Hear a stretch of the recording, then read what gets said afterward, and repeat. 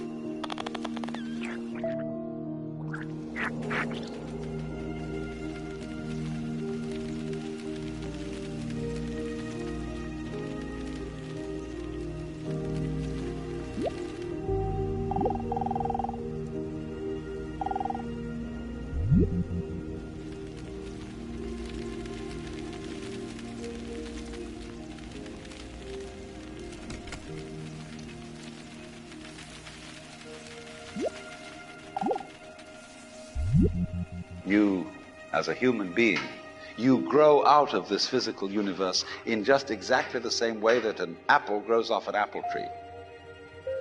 So let's say the tree which grows apples is a tree which apples, using apple as a verb. And a world in which human beings arrive is a world that peoples. And so the existence of people is symptomatic of the kind of universe we live in. Just as hair on a head is symptomatic of what's going on in the organism. But we have been brought up not to feel that we belong in the world. So our popular speech reflects it. We say, I came into this world. You didn't. You came out of it. We say, face facts. We talk about encounters with reality, as if it was a head-on meeting of completely alien agencies, and the average person has the sensation that he is a somewhat that exists inside a bag of skin, the center of consciousness, which looks out at this thing, and what the hell's it going to do to me? I recognize you. You kind of look like me, and I've seen myself in a mirror, and you look like you might be people. So maybe you're intelligent, maybe you can love too, and perhaps you're all right. Some of you are anyway. You've got the right color of skin, or you have the right religion, or whatever it is, you're okay. But there are all those people over in Asia and Africa, and they may not really be people. When you want to destroy someone, you always define them as unpeople.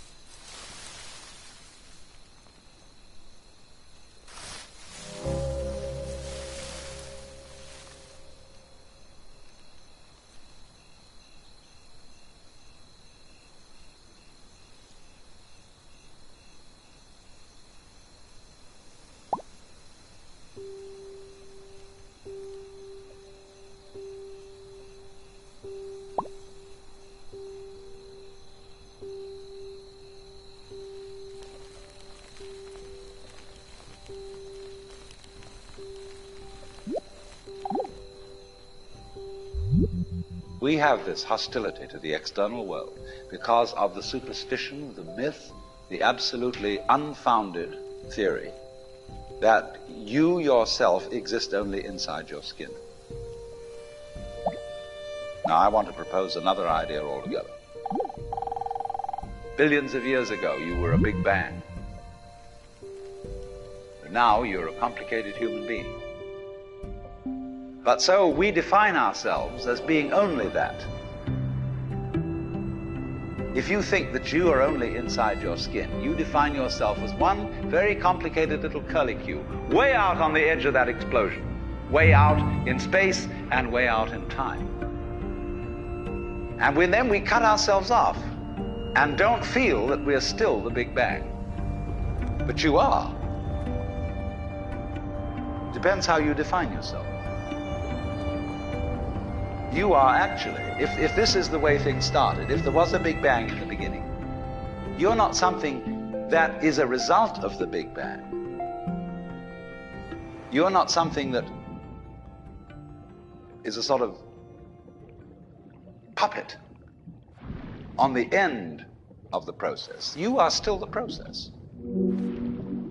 You are the Big Bang, the original force of the universe, coming on as whoever you are. See, when I meet you, I see not just what you define yourself as, Mr. So-and-so, Miss So-and-so, Mrs. So-and-so. I see every one of you as the primordial energy of the universe coming on at me in this particular way. I know I'm that too. But we've learned to define ourselves as separate from it.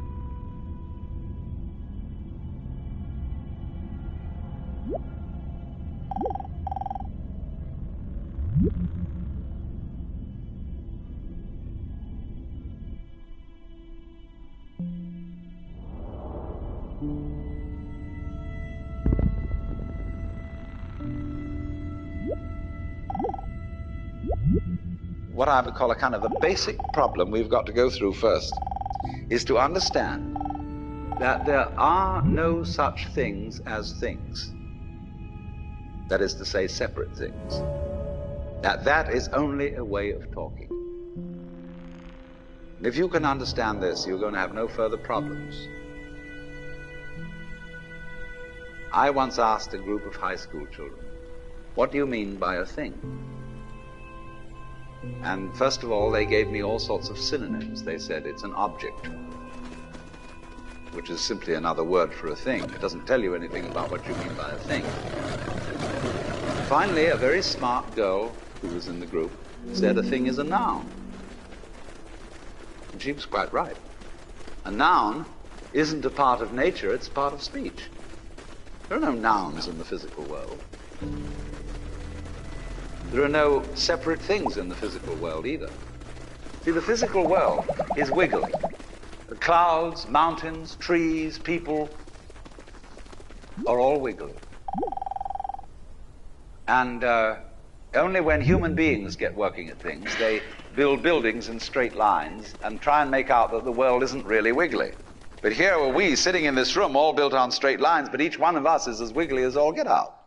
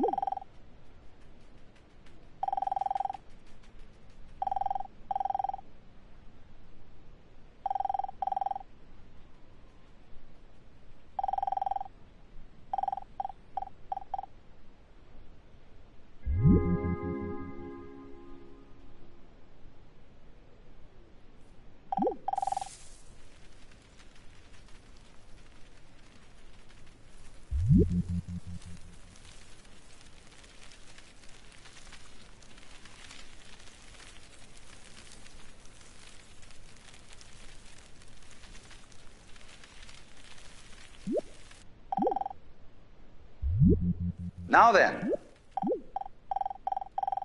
when you want to get control of something that wiggles, it's pretty difficult, isn't it? You try and pick up a fish in your hands, and the fish is wiggly and it slips out. What do you do to get hold of the fish? you use a net. And so the net is the basic thing we have for getting hold of the wiggly world. A net is something regular. And I can number the holes in a net. So many holes up, so many holes across. And if I can number these holes, I can count exactly where each wiggle is in terms of a hole in that net. But in order to do that, I've got to break up the wiggle into bits. And I've got to call this a specific bit, and this the next bit of the wiggle, and this the next bit, and this the next bit of the wiggle. And so these bits are things which I mark out in order to talk about the wiggle, in order to measure it, and therefore in order to control it. But in nature, in fact, in the physical world, the wiggle isn't bitted. So the world doesn't come thing. You and I are all as much continuous with the physical universe as a wave is continuous with the ocean. The ocean waves, and the universe peoples. And as the wave, I wave at you and say, you! The world is waving at me with you. And saying, hi, I'm here. But the way we feel and sense our existence, being based on a myth that we are made, that we are parts, that we are things, our consciousness has been influenced so that each one of us does not feel that.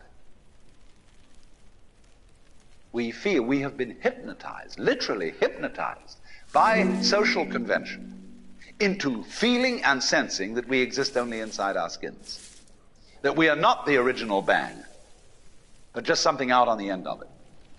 And therefore we are scared stiff. Because my wave is going to disappear. And I'm going to die. And that would be awful.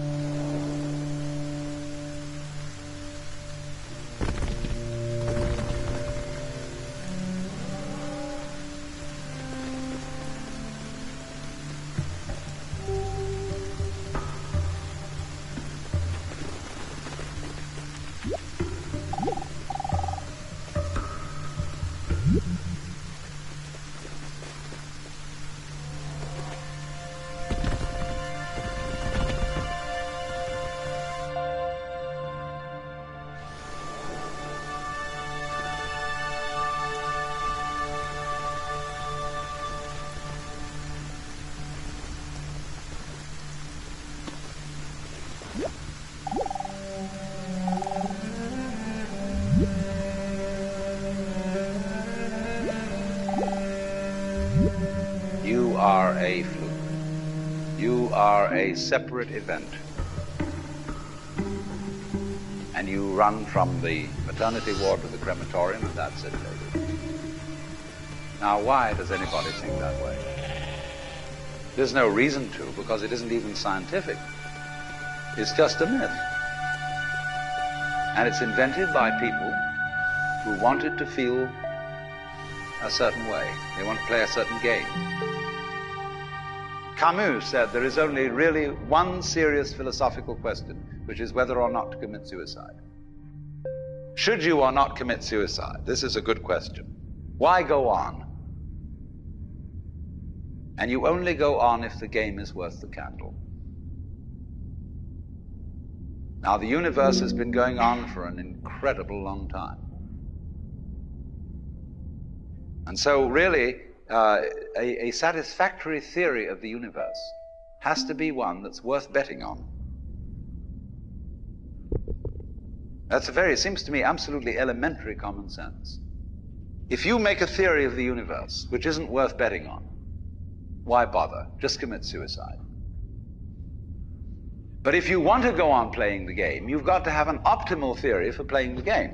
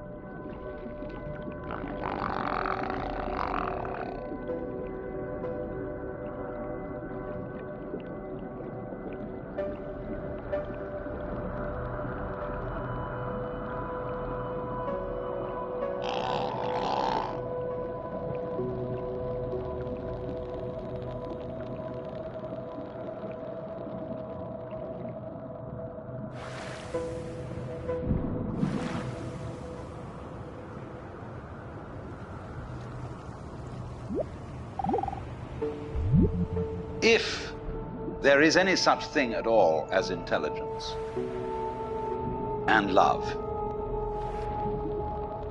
and beauty, well, you found it in other people. In other words, it exists in us as human beings. And as I said, if it is there in us, it is symptomatic of the scheme of things. We are as symptomatic of the scheme of things as the apples are symptomatic of the apple tree or the rose of the rose bush.